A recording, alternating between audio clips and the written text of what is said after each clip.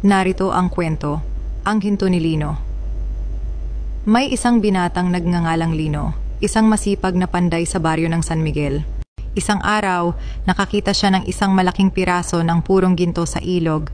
Dahil sa tuwa, naisip niyang gawing rebulto ang ginto, isang anyo ng anghel na tila nagbabantay sa kanilang tahanan.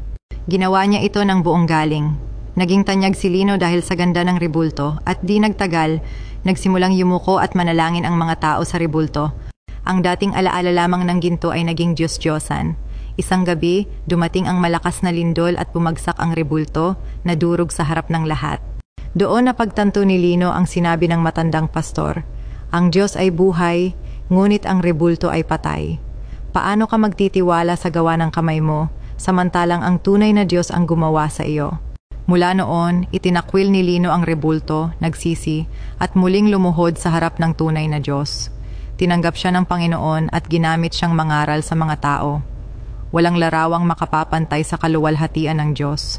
At pansin mo natin na sinabi na huwag gagawa na anuman sa madaling salita, na pag sinabing wag po ay mga halimbawa na nakita na ng mga tao, kaya binanggit na niya ito subalit na unang winikan niya na huwag kayong gagawa na anuman. Mga Bible verse na kaugnay Deuteronomio 4:16-19. Huwag kayong gagawa para sa inyo ng larawang inanyuan, niyuyukod sa araw, buwan, o mga bituin na nilikha ng Diyos. Isaiah 42:8.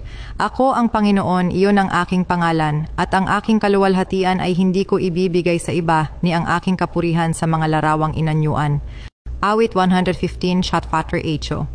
Ang mga Diyos nila ay pilak at ginto, gawa ng mga kamay ng mga tao.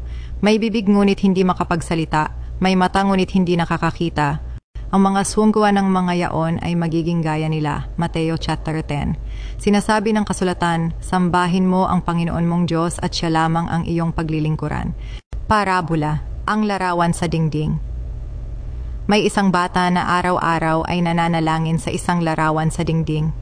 Isang araw, tinanong siya ng kanyang ama, "Anak, bakit di ka lumapit kay Diyos mismo?"